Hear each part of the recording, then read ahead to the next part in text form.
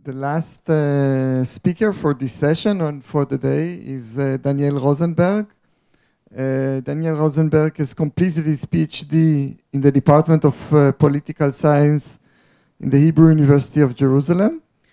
And he's currently researching the writings of Paul Valéry, especially in the context of vitalist science and philosophy in the University of Leipzig. Okay, I am the only one today who will be speaking about art and aesthetics. So I will begin with more or less a general expose about Valéry's idea of art. Then I will segue into the way that she interacts with Paul Valéry and his writings in the 1930s and early 40s. And I will conclude with, perhaps, if I have time and will, I will conclude with some more speculative remarks on what this means in her wider, in her general philosophy. So, commentators on Simone Weil's work often highlight the way in which she brings together literary and political concerns in her different writings. Despite never having written a systematic poetic or aesthetic doctrine, Weil's work contains endless references, allusions, and analogies to poetic and aesthetic discourse. Most famously in the Iliad essay, which was already discussed, so I'm not going to bring it up.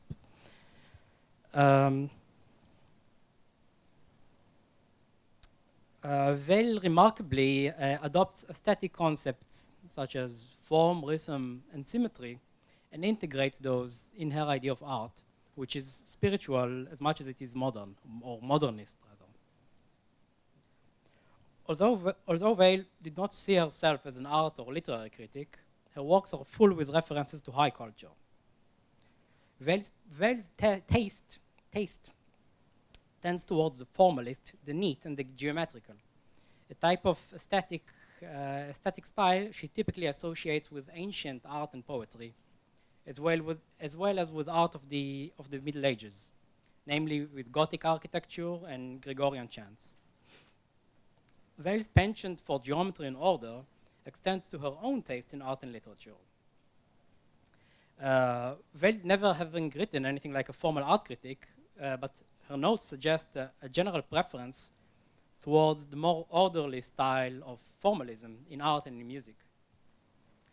Weil prefers, for example, Bach and Mozart over Beethoven, and favorably compares Renaissance painting, especially Giotto and Leonardo, to the Baroque style, which she associates with ornamentation and excess. In the domain of literature, Weil is unsurprisingly a devotee of the classical or classicist style, writing very enthusiastically about authors such as Corneille, Molière, and above all, Jean Racine. Racine, it's not really the topic of this discussion, but Racine was considered in the early 20th century was a little quaint, shall we say. Although not completely unsympathetic to modern tendencies in avant-garde and experimental forms of art, Weil was rather negative in her judgment of modernist trends such as Dada and Surrealism, defining them as, quote, intoxication and total licence. It is not without interest, however, to note that she was avidly read by some very prominent surrealist writers, famously by André Breton, and even more prominently, very interestingly, by Georges Bataille.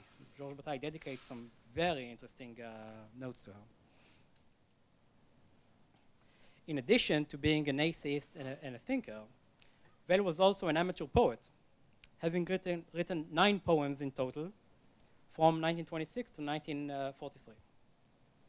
Weil's poems are generally written in highly formalist style, with attention to rhyme and verse. Again, a little quaint. Most of the poems revolve around spiritual and mythical themes, from her early poem Prometheus, and to her final poem La Mer, the sea. Although with some unmistakable moralist and even political echoes, especially in her youthful poem Un jeune fille riche. I'm not going to recite any of it. I will spare you my capacity for verse and diction.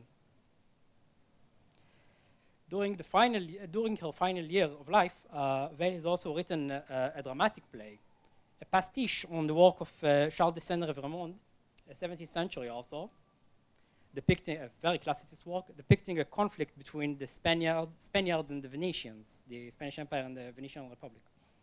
Heavily marked by the events of the hour, 43, Weil's work is a clear political allegory. Weil's main concern is to demonstrate the idea of social and psychological fatalism in the corrupt political machinations of the Spanish Empire, what she calls la nécessité. Nécessité is a very Racinian concept too, Berenice and so on. If Weil was not a systematic belletrist or literary critic, she did offer extensive elaborations on the nature of art and aesthetics in each of her major works. Weil's earliest writings treat aesthetics in a tentative yet penetrative way. Her Leçons de philosophie of 33-34 contain a number of remarks on questions of art, aesthetics, and la beauté, many of which betray her inspiration of her early teacher, Alain Chartier, as well as, not surprisingly, Kantian and Platonic influences. Weil, who is drawn towards the more idealist conceptions of aesthetics, emphasizes the spiritual nature of art, focusing on the disinterestedness and impersonality of the aesthetic experience. Beauty, for Weil, is not an autonomous domain, but fulfills a complementary role to that of morality and spirituality. Art, in her formulations, represents what she calls concrete universality, meaning a way to render more accessible abstract ideas of grace and harmony. This is achieved primarily by means of artistic technique and form, as opposed to individual expression of the artist. Technique, being impersonal, is in its essence universal and accessible, and as such can mediate between human desire and the spiritual domain. Those who are students of French literature will know this immediately from 18th century Boileau and so on. This impersonal conception of art and aesthetics is what lies at the heart of Weil's fascination with the poet and author Paul Valéry. Weil, who ingested Valéry's writings during the late 1930s and had a short correspondence with the poet around the same time, remained under Valéry's spell up until her very last days. She crowns him in 1939 as notre plus grand poète. By the way, she's writing a letter in 1939 where she calls him notre plus grand poète, where she actually indicts him for not taking a political stand at the time. But it's a different topic, not something I will go into right now. Weil holds correspondence with Valéry briefly in 1937 and reads the notes of his lectures on poetics in winter of 1937-38 in the Collège de France. She would go on to comment widely on Valéry's oeuvre in a number of essays and entries in her private notebooks. By the way, the practice of writing a daily notebook is also something that very much associated with Valéry. Maybe it was inspired by him. Weil's fascination with Valéry may perplex some of her readers, with Valéry being an agnostic and highly bourgeois writer. Sartre calls him the most bourgeois author in France and so on. And yet, it is Valéry who is present throughout Weil's meditations on art and aesthetics. Weil's most extensive engagement with Valéry's writings is found in her manuscript, Quelques réflexions autour de la notion de valeur, Reflections on the Notion of Value, written in early 41 and presented as a commentary on Valéry's Collège de France lecture of winter 38. Valéry's lectures, some of which were annotated and published under the title of the Cours de Poétique, consist of a long and complex meditation on the notion of authorship. Valéry's main question, which guides his discussion, is as follows. How is aesthetic value produced? How do we determine what is a good aesthetic commodity? What is good art? Relying extensively on the vocabulary of political economy, bourgeois political economy, Valéry suggests that it is not merely the immediate producer of the work which bestows upon it its value, but rather the public, which acts as a kind of a co-author of the work. The public engages with the artistic product, interprets it, and ultimately decides upon its meaning and value. The conditions of production, as he calls it, of work of art, are collective. A work is constituted by its recipients, including not only its present or immediate addressees, but also and especially its future recipients, future generations. This frames the character of the work as highly indeterminate, highly flexible. Its meaning is undergoing constant change and transformation according to public taste and preferences. As such, a work of art is never truly personal, since its meaning is created and recreated in a variety of contexts. The actual physical author of the work, what Roland Barthes would later call the scriptor, which is Valéry's concept too, elsewhere. The actual physical author of the work is only tangential to the meaning and value of the work, which often outlives him or her, outlives the author. In some way, it even necessitates the expiration of the physical author. Weil's own meditation following Valéry's lectures finds her treating very similar questions to that of the poet. Like Valéry, Weil attempts to trace the origins of values, valeur, a term which she understands as moral, economic, and aesthetic sense. Values, she claims, are not created by the individual mind, but through an intricate process of mutual interaction. Values are not discoverable by reflection, but by action. Weil's essay concludes by admitting that values exist only relationally and part of the same structure. Values do not exist apart from the act in which they manifest. She concludes her essay on Valéry with the statement regarding the affinity between philosophy and poetry. If the former, philosophy, takes values apart and assesses them independently of action, the latter examines them as part of their unity, in their unity. Poetry and aesthetics in general have a normative and objective value.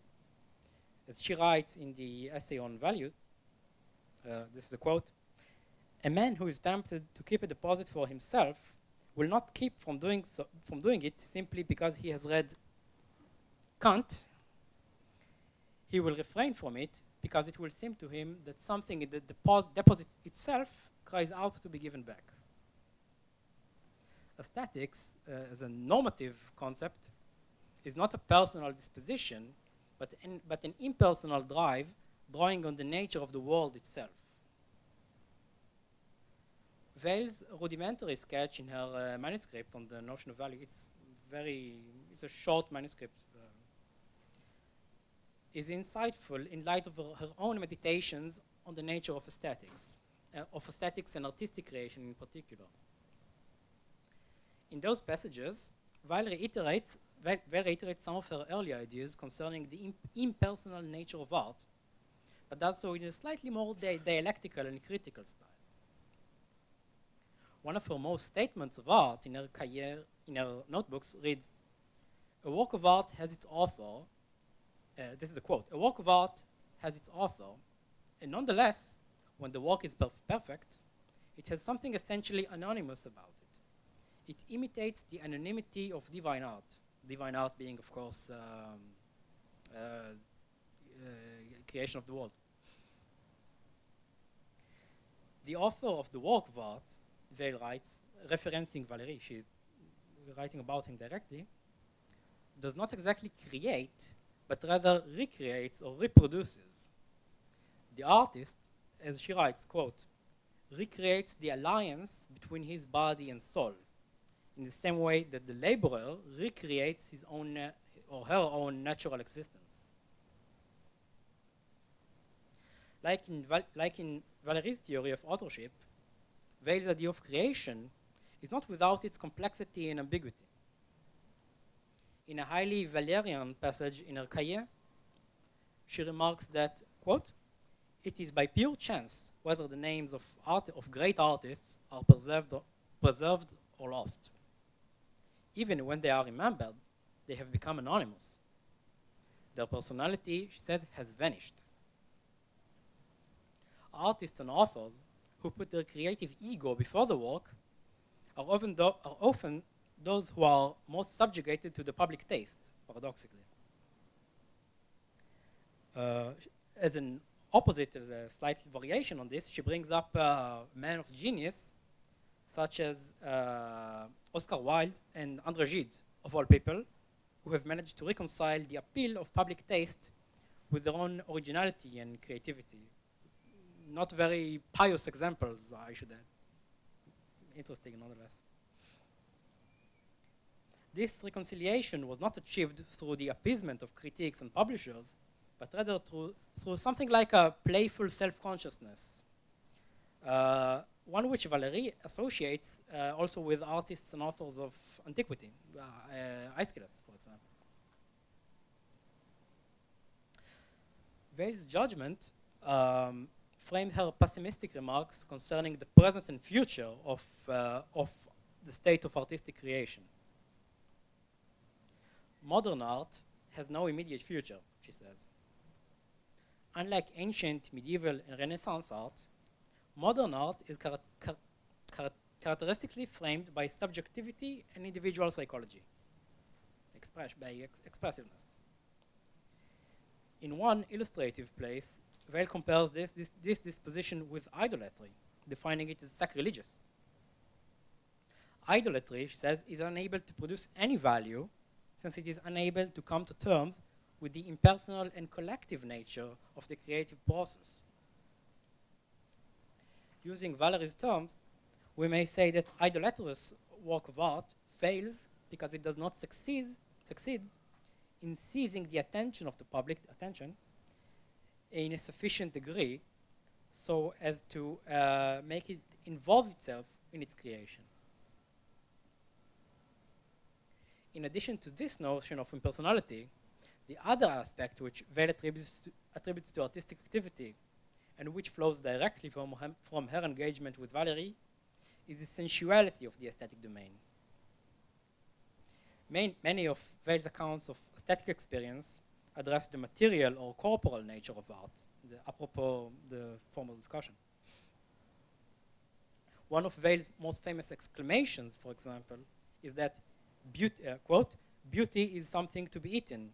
It is a food, c'est de la nourriture." Weil's reception of Valéry's ideas of the body and sensibility during the late 1930s leads her to mitigate her early spiritualist and formalist tendencies by introducing into her aesthetic system notions such as rhythm, movement, and touch, tactility. This corporal disposition can be traced to Weil's notebooks, where she reads Valéry and cites him. She basically takes complete paragraphs from Valéry and copies and pastes it, verbatim. In an entry in her first volume of her compiled cahiers, dating from 42, Weil cites a collection of passages from Valéry's Mauvaises Pensées et autres, published that year in Gallimard. The Mauvaises Pensées is a collection of aphorisms written throughout the 1930s, in which Valéry tackles a variety of topics, from literature to philosophy to history. In many ways, this collection represents a distillation of Valéry's later writings and ideas, which feature among its themes an extensive preoccupation with questions of human sensibility, of the body, of materiality, and of the different ways in which those take part in the creative process. One of the most provocative statements Weil copies verbatim from Valéry relates to the idea of poetic personality. It reads, and this is a longish quote, "The secret of many forms of conduct lies in the policy of preservation with regards to physiological habits. Craving odd enough at times, and although acquired cravings, sometimes more powerful than natural cravings, veritable parasites on neurovisceral life, prime instigators of dissimulation and of extraordinary stratagems. This is a complex sentence which is typical of Valéry's work in this period. Valéry evokes Balzac as the propagator of the notion of individual personality, as a neurosis, or rather as a superstition. Both terms he uses. And mentions that the practice of poetics being a teratological aspect of human organism. Teratology is the study of deformities, like a goat with two heads. This teratology is articulated through the very movements of the human body and its sensual faculties. Another entry, which Weil copies verbatim from Valéry, reads, quote, Aphrodite needs to have a visage, a face, and a bodily shape. And we need to direct towards her the greatest possible numbers of our senses and our steps and our thoughts. Valéry here is quite literal. The following entry in the Gallimard compilation reads, quote, the soul is the wife to the body. They have not the same kind of pleasure anyhow, and rarely have it together. So, statement on marriage, perhaps. It continues, to provide them both with it is the acme of art. De l'art. The main term which is relevant here is that of rhythm. The notion of rhythm plays a major part in both Weil and Valéry's aesthetic writings, as the instance which unites the corporal and mental aspects of art. Rhythm is not only a concept related to sound, but also involves the full application of physical and mental faculties. It is not only an accessory to music or to diction, but also in some way constitutes it. In a note about Monteverdi, the composer Monteverdi, Weil writes that the most natural way of pronouncing words could be exactly that which rhythm wants. In her notebooks, she defines rhythm in the same spirit as the instance which unites human beings and the universe. The acts of respiration, as well as the movements of celestial bodies, indicates for her, as she says, the association of rhythm with the living body. What is unique in artistic rhythm for Valéry as well as for Weil is the way it represents a movement without a definite goal or an end, fin. In Valéry's oft-quoted formulation, the rhythmic experience of art, especially poetry and music, is an infinite activity, in the sense of a cyclical and self-perpetuating experience. There is something of a semantic nuance here, which means infini, without an end, so also without an exterior and without an external cause in some way. Valéry generally regards this type of infinity in psychological terms rather than metaphysical ones. An infinite activity is one which does not depend on an external object and does not cease once its object of contemplation is consumed. It carries on. The infinite character of the aesthetic experience implies, in Valéry's words, that its satisfaction begets its need, and that its response generates its demand. Its presence generates its absence, and its possession creates its desire. The reason why rhythm or infinity are linked to each other in Valéry's thought is because rhythm is endowed with suggestive power. The oscillations of rhythm are able to draw the recipient in and to sustain the aesthetic disposition, known as the état chantant, the cantatory state, singing state, something like this. The imaginary solicitation or suggestion, this is how it's known in symbolist poetry, suggestion. This notion of rhythm as an infinite and as a self-sustaining movement is similarly adopted by Weil in many places. In one place in her notebooks, under the title Oscillation, Weil draws a parallel between the movement of the sea waves, the compositions of Bach, and what she defines as, quote, unimaginable congruity, plenitude, not with reference to ourselves. This is the notebooks. The infinite experience, here understood in a much more spiritual way than Valéry understands it, unites the various aspects of the aesthetic experience. It is at once impersonal, corporal, and aesthetic. It transforms the consciousness of the recipient subject and draws him or her out of themselves. Like Valéry, Weil considers the aesthetic experience to be inseparable from concrete engagement, a repetitive and rhythmic practice which endows the practical experience with form. Here begins my own the speculative segment. In 41-42, Weil paints a number of pamphlets that have as their topic the life of industrial workers, where she meditates on her own experience at Renault. They are usually compiled together with her earlier writings on the topic from 34.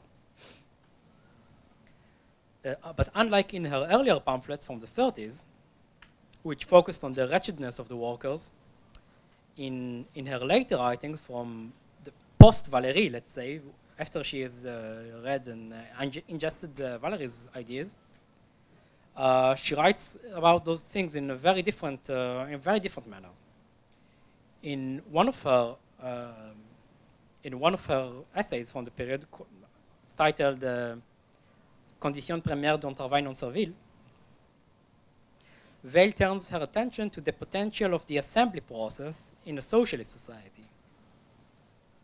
One thing that stands out in her account of this vision is the way that the labor process becomes imbued with a kind of regularity, with rhythm, harmony, and physicality, all the traits Weil attributes to the aesthetic experience. By intertwining his or her experience with the process of labor, the worker actually emancipates themselves. They forego their subjectivity and become a collective rhythmic, and become part of a collective rhythmic oscillation. By fusing their body with the machine, the workers achieve the kind of aesthetic apotheosis. The machine becomes a conductor of rhythm, the technique becomes the subject of proportionality and symmetry, and the collective division of labor becomes impersonal and anonymous creativity. In this way, this is my tentative argument, if you will. In this way, Weil integrates the aesthetic concepts into her political thoughts, transforming the bourgeois aesthetics of Valéry into a progressive social doctrine. Thank you for your attention.